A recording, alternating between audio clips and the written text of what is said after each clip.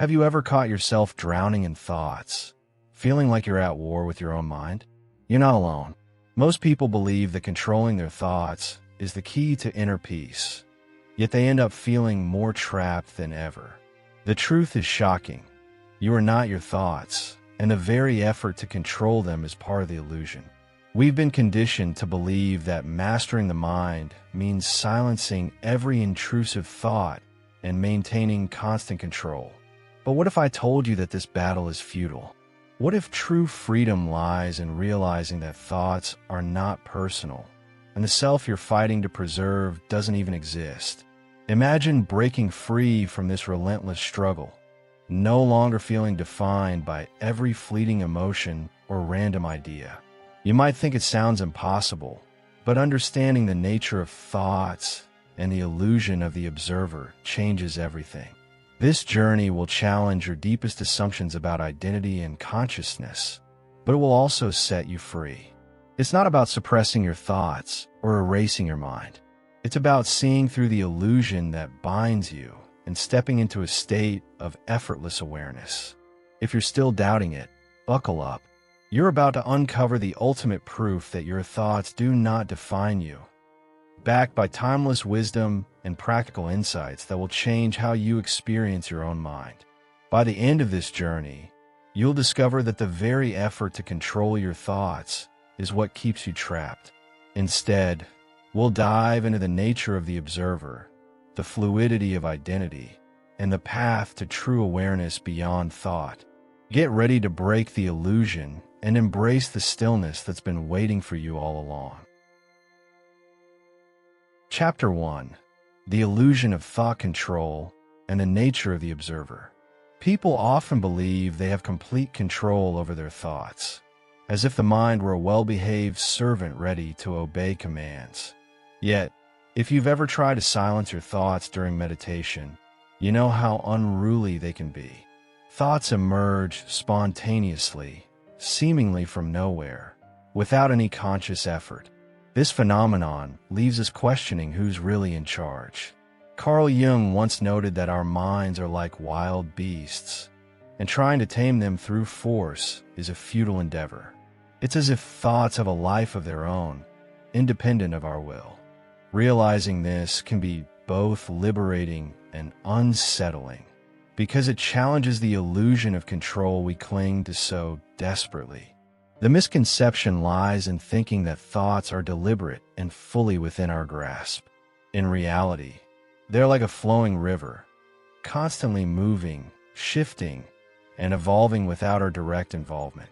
This illusion of thought control creates a relentless cycle of frustration, where one believes they should master their mind entirely. But the mind doesn't operate that way. The observer within us simply witnesses thoughts arising and passing, without any inherent control. Accepting this truth is the first step towards self-realization. Rather than attempting to dominate the mind, one must learn to witness it with detachment, allowing thoughts to move freely while maintaining presence. Imagine sitting in a crowded cafe, where conversations blend into a constant hum. You may catch fragments of dialogue, but you can't control what people say. Thoughts work the same way. They appear, intersect, and fade without any conscious choice. Try to command them is like shouting at the cafe to be silent. Instead, one can choose to be the quiet observer, not tangled in every word or idea. This practice is at the heart of meditation, stilling the need to control and simply being present. It's in this quietude that one recognizes thoughts as separate from the true self. To understand the nature of the observer, one must realize that it, too, is not the thinker. The observer is the aspect of consciousness that silently watches the mind's activity without interference.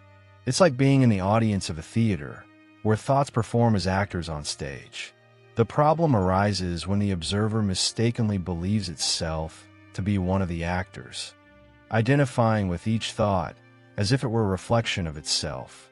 In truth, the observer remains unaffected, always present, regardless of the thoughts that arise. This distinction is crucial for breaking free from the grip of mental noise. Once this realization sets in, a profound stillness emerges, a sense of detachment that doesn't suppress thought, but allows it to pass like clouds drifting across the sky. The observer becomes the silent witness, neither clinging to pleasant thoughts nor resisting negative ones. This inner silence becomes a sanctuary, untouched by the mind's chaos. Yet, as one delves deeper into self-inquiry, a new question arises. Who, then, is the observer? Is it another construct of the mind, or is there something even deeper waiting to be uncovered? Chapter 2. Self-Inquiry, Questioning the I and the Fragility of Identity. People often walk through life convinced that they know who they are, confident in their identity, their likes and dislikes, their ambitions and fears. Yet, when you pause and truly question this sense of self, it starts to unravel.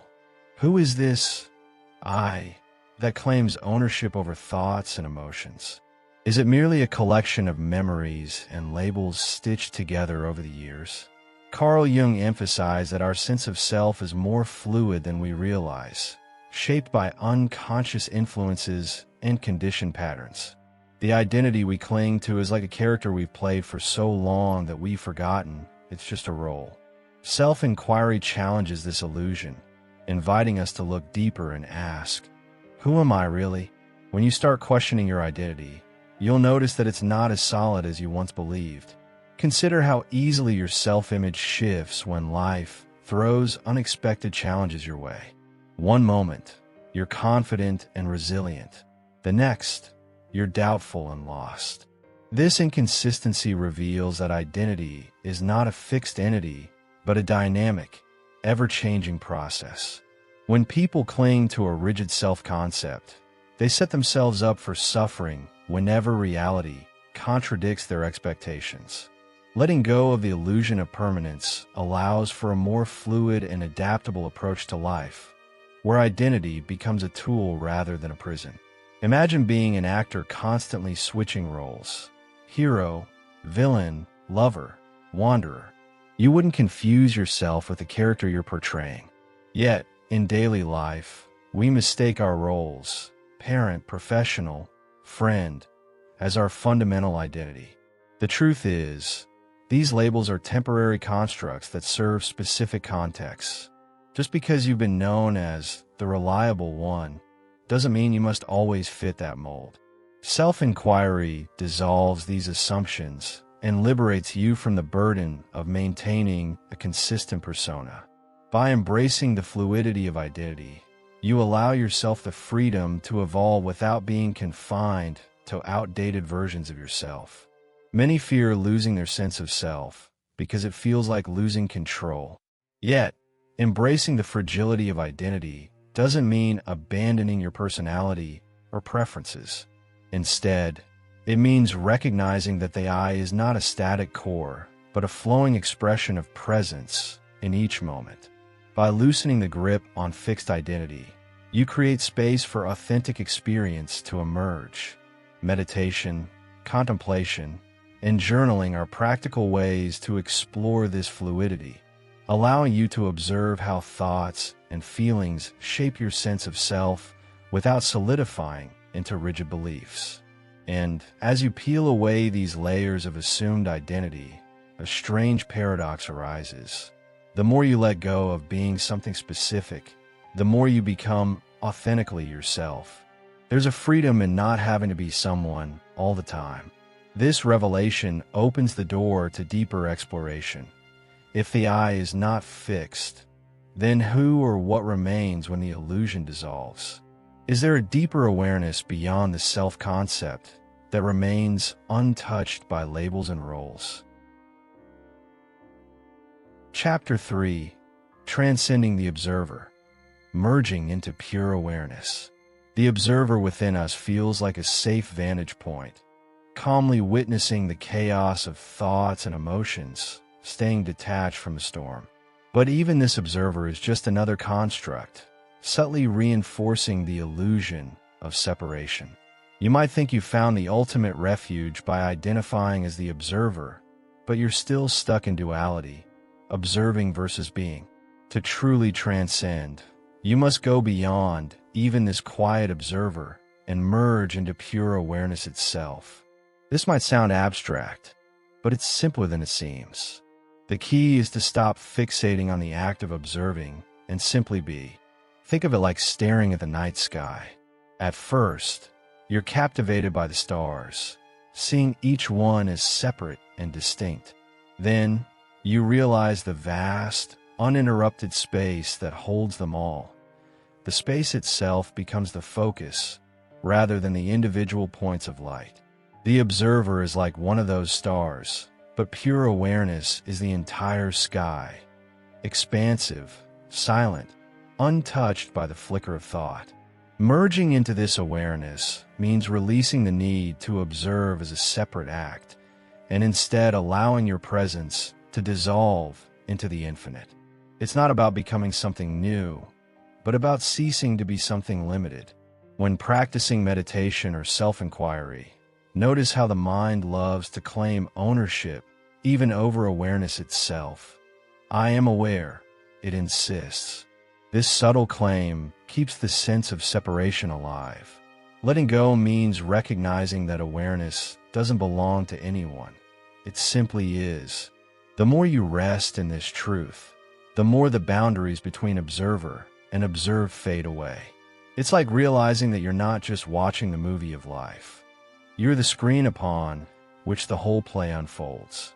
There's a profound liberation in this realization, where effort dissolves and presence becomes effortless.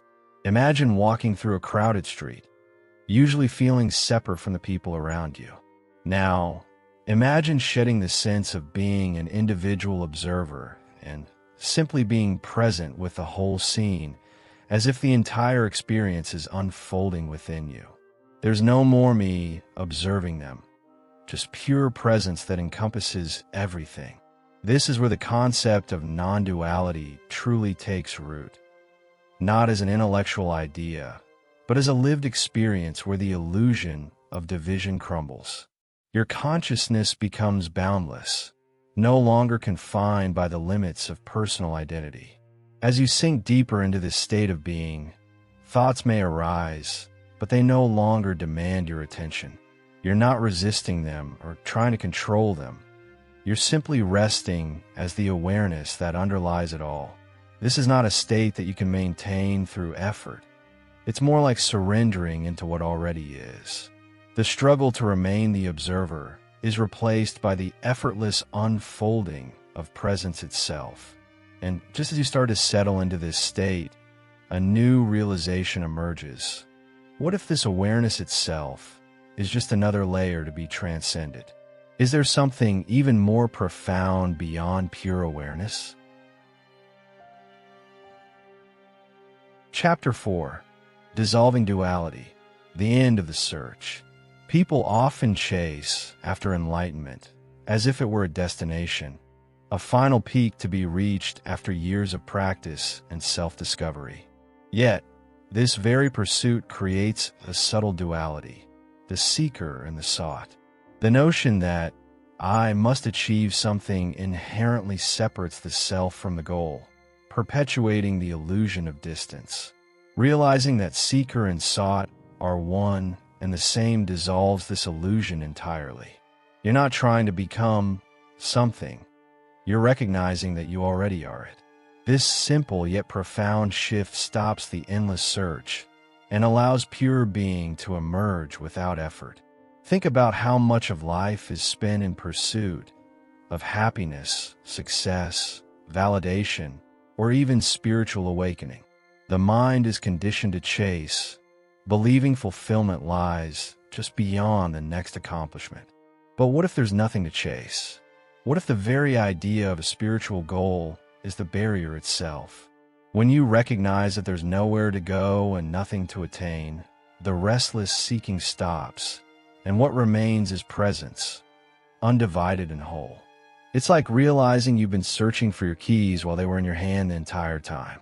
The end of the search is not the discovery of something new, but the recognition of what has always been there. Imagine sitting quietly and allowing thoughts to come and go without grasping or resisting. In this simple act of presence, there's no division between you and the experience itself. You are the awareness that holds the thought, the sensation, the breath, all at once. This realization that the observer and the observed are one disrupts the habitual tendency to analyze, categorize, or judge each moment. Instead of trying to merge with the universe, you see that you already are the universe experiencing itself. This realization is not an achievement, but a return to what has always been true. This kind of dissolution can feel unsettling at first, because the mind craves structure and definition. It wants to know where it stands and how to label what it's experiencing. But in dissolving duality, those mental constructs lose their grip. The sense of a separate self fades, and with it, the need to distinguish between observer and observed. Duality is merely a habit of perception, a lens through which reality appears fragmented. Once that lens dissolves, there's just a seamless flow of being. There's no more question of how to attain unity, because you realize unity was never absent. The beauty of this realization is that it doesn't remove you from life or make you indifferent to the world around you. On the contrary, it brings a profound sense of connection and compassion. When you stop identifying as a separate entity struggling to get it right, you naturally relax into the simplicity of existence. Whether you're meditating, working, or sharing a moment with someone you love, there's no longer a sense of effort or striving. You're not acting to achieve awareness. You're effortlessly being aware. And as this understanding deepens, a new question subtly arises. If duality is an illusion, what remains when both observer and observed vanish completely? Chapter 5. Freedom and Stillness. The ultimate awareness beyond thought. At the heart of every spiritual practice lies a single, profound truth. True freedom emerges when thought dissolves and pure awareness takes its place. Imagine reaching a state where even the concept of an observer fades away. No one left to witness, no mind left to think. It's an experience beyond words, where stillness reigns, and existence simply is. Most people believe freedom means making choices and controlling outcomes, but this type of freedom transcends action entirely. It's not about mastering the mind, but about realizing that, without the mind's constant chatter, pure awareness naturally remains, complete, limitless, and unbound. One of the greatest misconceptions is that peace must be achieved through struggle, as if inner silence were a prize to be won. Yet the very effort to silence thoughts creates resistance, perpetuating the noise. The trick lies in surrendering, allowing thoughts to arise without interference, and witnessing their passing without attachment. It's like watching leaves float down a river. You don't dive in to grab them or push them away. You simply observe their movement while resting on the riverbank. This effortless awareness is not something you do. It's the natural state that emerges when you stop trying to control the mind. Consider the feeling of standing on a mountaintop, surrounded by vast, open space. There's nothing to achieve, nothing to hold on to, just the sheer presence of being. In moments like these, thought dissolves into stillness, and awareness expands without boundaries. This is freedom in its purest form. Freedom from the incessant need to define, control, or justify your existence. Instead of being trapped in the mind's endless dialogue, you become the silence itself. This profound tranquility is not a destination, but a recognition that the mind's noise was never truly you. People often fear this emptiness, mistaking it for a loss of self or identity. They cling to thoughts as markers of their existence, afraid that stillness might erase them. But true stillness does not obliterate. It reveals the essence that remains when illusion falls away. It's the awareness that underlies every thought, every emotion, and every fleeting experience. Once you taste this freedom, you realize it's not about escaping life or detaching from reality, but about engaging with existence without the weight of thought's constant interference. There's a lightness to being that feels almost playful, as if life itself becomes a dance without a predetermined rhythm. This realization doesn't mean thoughts will never arise again. They will. But they lose their grip, no longer commanding your attention or dictating your sense of self. You become spacious enough to hold thoughts without becoming them. And in this spaciousness, awareness naturally rests, unmoved, unshaken, and unconfined. The beauty of this state is that it doesn't exclude thought, but places it in proper perspective, just another passing cloud in the vast sky of consciousness. And as you settle into this stillness, one inevitable question lingers. If thought is not the source of self, then what truly defines who you are? Conclusion. Imagine the freedom that comes from not being controlled by every fleeting emotion or random idea. You've just uncovered one of the most profound truths about your existence. The realization that you are not your thoughts. It's a radical shift, isn't it? The understanding that your mind is not the master, but rather a tool that can be observed without attachment. This insight changes everything, because once you stop identifying with the endless stream of thoughts, a vast, limitless awareness emerges. You become the silent witness, free from the grip of mental noise, grounded in pure being. But here's the real challenge. Will you take this awareness and transform your life? Or will you let your thoughts pull you back into illusion?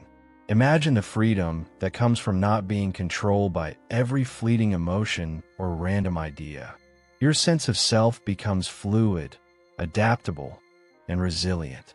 You're no longer shackled to outdated beliefs or suffocated by relentless inner dialogue. The mind may continue its chatter, but it no longer defines who you are. You've seen beyond the illusion. Now it's time to live from that awareness. Practice observing your thoughts without interference. Allow them to come and go, without claiming ownership. Make stillness your natural state, and let awareness guide your actions instead of reactive impulses. Now that you've glimpsed this deeper understanding, how will you incorporate it into your daily life? Will you continue chasing your thoughts, or will you step back and simply witness? Your journey doesn't end here. This is just the beginning of a profound transformation, a chance to experience life without the constant struggle for control. If you're ready to take this practice to the next level, make sure to subscribe and hit the notification bell. There's so much more to explore together. New insights, deeper truths, and practical ways to live from awareness. Share your thoughts and experiences in the comments below. I'd love to know how this understanding resonates with you. Let's keep unraveling the mysteries of consciousness together.